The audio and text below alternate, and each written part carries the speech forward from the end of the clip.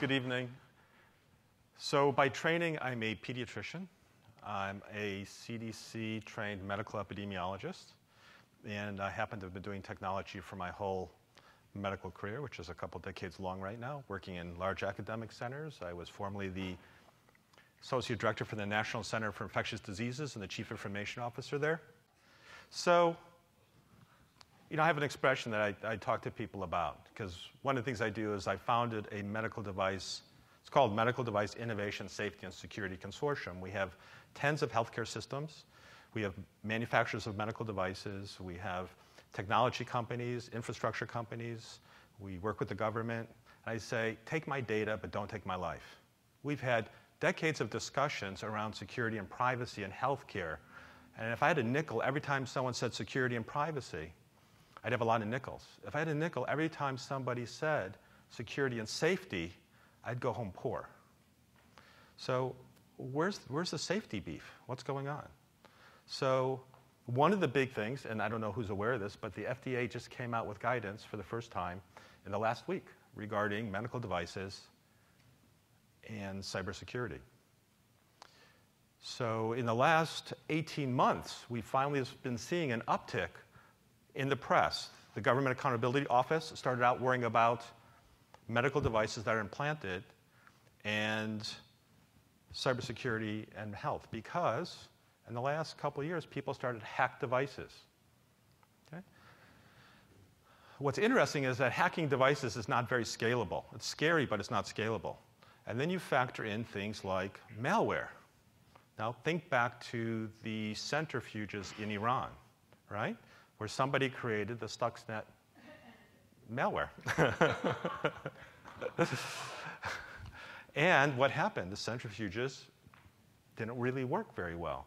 So now, if you look at medical devices, there are a lot of analogous, if you will, components and systems that are like industrial control systems, like those that were affected by Stuxnet. So now we have, what do we have? We have an entire healthcare system. This country's entire healthcare system sits on top of a biomedical device network that nobody planned and no one thought about.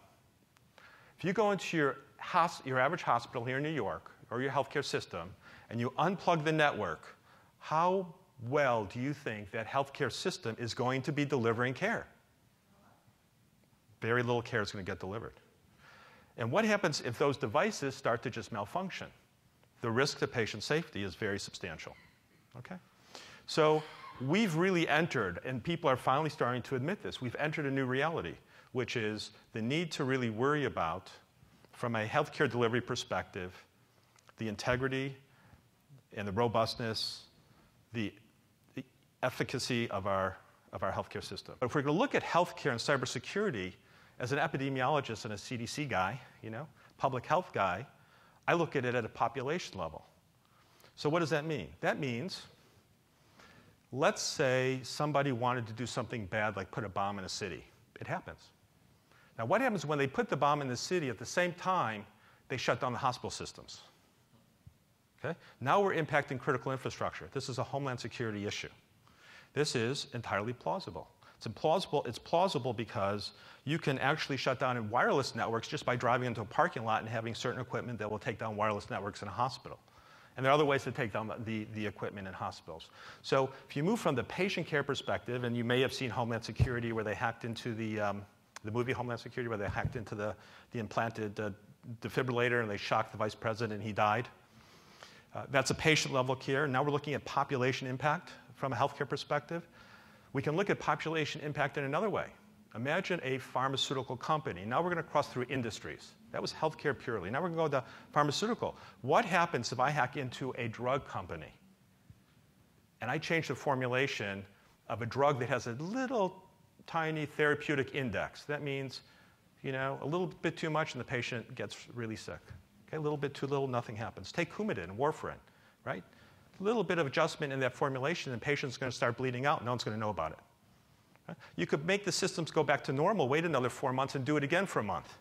Right? So if you move now into the industrial perspective and you attack if you will, our infrastructure, our industry that's producing our innovation, and that could be therapeutics or it could be diagnostics. It could be medical devices. It could be pharmaceuticals or medical devices. You can impact the supply chain. So the healthcare industry as a whole is a major vulnerability. Now you take it to from a public health perspective. What happens if you start to attack our energy grid, our nuclear reactors? What happens to the populations? So I would argue that when you're looking at cybersecurity in healthcare, you could start at the patient level, you could look at the medical devices, you could look at the healthcare industry, and then you could look at every single industry that if it were impacted adversely, fertilizer plants. They don't do good things when they blow up, right? We saw one of those, right? What happens if you take down healthcare? What happens if you take down something that warns people about tornadoes? What happens if you take down transportation, energy? So I think that when we look at healthcare and cybersecurity, you have to look at it from a multi-industry perspective. So to wrap it up, I'd say, take my data, but not my life. We've got to look at this from a broad perspective. And today, we have to acknowledge that we actually live in a fragile and vulnerable equilibrium where we enjoy the innovations across many sectors because of innovation and technology. But we enjoy that innovation at our own risk. And from now going forward, our safety and our well-being is dependent upon our ability, just like our immune systems, our ability to keep in check that risk. Thank you very much.